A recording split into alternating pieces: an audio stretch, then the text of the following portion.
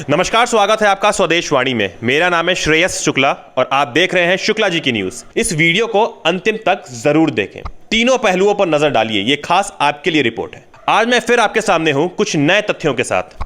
इस पर भी मैं आपकी राय जानना चाहता हूं, तो जुड़े हमारे कमेंट सेक्शन में इस मुहिम में। तो शुरू करते हैं आज का सिलसिला। सबसे पहले तो बात करेंगे बलवीर महाराज के बारे में। सूत्रों और लोगों के हिसाब से बलवीर महाराज ने पहले कहा था कि हस्ताक्षर महंत जी के हैं, फिर अपनी बात से वो पलट गए थे। खैर, मुद्दा इस चीज का है कि सीबीआई इंक्वायरी किसी भी निष्कर्ष तक नहीं पहुंची है। उससे पहले उन्हें महंत बनाना यह सोचने की विषय है कि ऐसी भी क्या हड़बड़ी है। दूसरा, महंत जी के वकील से पूछा गया तो उस वक्त वकील साहब ने बताया कि फांसी वाले दिन महंत जी ने उनको फोन किया था और उनसे मिलने को बुलाया था। तो फिर जिस दिन वह वकील से मिलना चाहते थे तो वह फांसी क्यों लगाएंगे? और उन वकील ने बताया कि महंत जी ने अपने फोन से फोन नहीं किया था, किसी और नंबर से फोन किया था। आखिर ऐसा था तो उन्होंने दूसरे नंबर से फोन करने की जरूरत क्या पड़ी? तीसरा पॉइंट है, आनंद गिरी महाराज को क्या फायदा होगा महंत जी को मार के, जबकि वो जानते हैं कि वसीयत उनके नाम पर नहीं है और सभी को महंत जी के साथ विवाद सार्वजनिक है। ऐसा भी नहीं है कि विवाद किसी से छुपा हुआ है। चौथा, लोगों का यह भी कहना है कि महंत जी के जितने शिष्यों की संपत्ति आय से ज्यादा है, उन सब की आय की जांच करवानी चाहिए।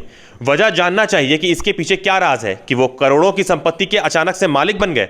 आइए अब बात करते हैं डिटेल रिपोर्ट पर उससे पहले आपसे गुजारिश है कि आपका ये बच्चा सुबह से रात तक दौड़ भाग कर न्यूज़ बनाता है और आप हमें पसंद भी करते हैं पर सब्सक्राइब नहीं करते। ऐसा ना कीजिए, बहुत तकलीफ होती है हम लोग को कि आप सब्सक्राइब नहीं करते। मात्र 50-100 लोग सब्सक्राइब करते हैं। देखिए, हम लोग बहुत मेहनत कर रहे हैं आपको खुश करने की।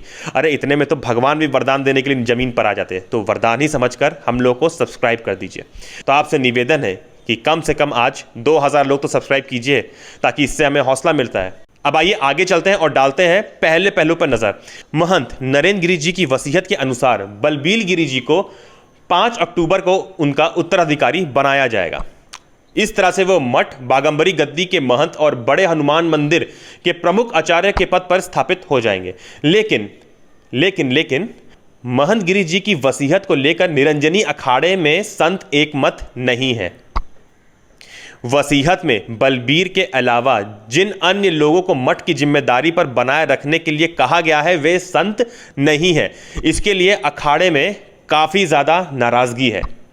संतों का कहना है कि मठ या अखाड़े में संतों का ही जिम्मेदारी दी जाती है। मठ या अखाड़े की संपत्ति किसी की व्यक्तिगत संपत्ति नहीं होती है, इसीलिए उसे व्यक्तिगत रूप से किसी को दिया जाना भी स्वाभाविक नहीं है। वसीयत में मठ या अखाड़े के किसी संत को गवाह के रूप में भी नहीं रखा गया है, जबकि संतों का दावा है कि पूर्व में हुई वसीयत में अखाड़े के संत गवाह के रूप में रहे हैं, इसीलिए इस वसीयत को कोर्ट में चुनौती दी जा सकती है।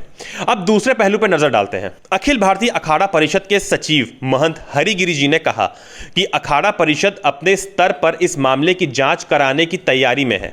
महंत नरेंद्र गिरी जी की मौत की जांच के लिए हाई कोर्ट के 5 रिटायर्ड जजों को मिलाकर एक अलग जांच पैनल नियुक्त करने की मांग की जाएगी। यह मुद्दा सभी संतों की सुरक्षा से जुड़ा है। महंत हरिगिरी जी जूना अखाड़े के मुख्य संरक्षक भी हैं।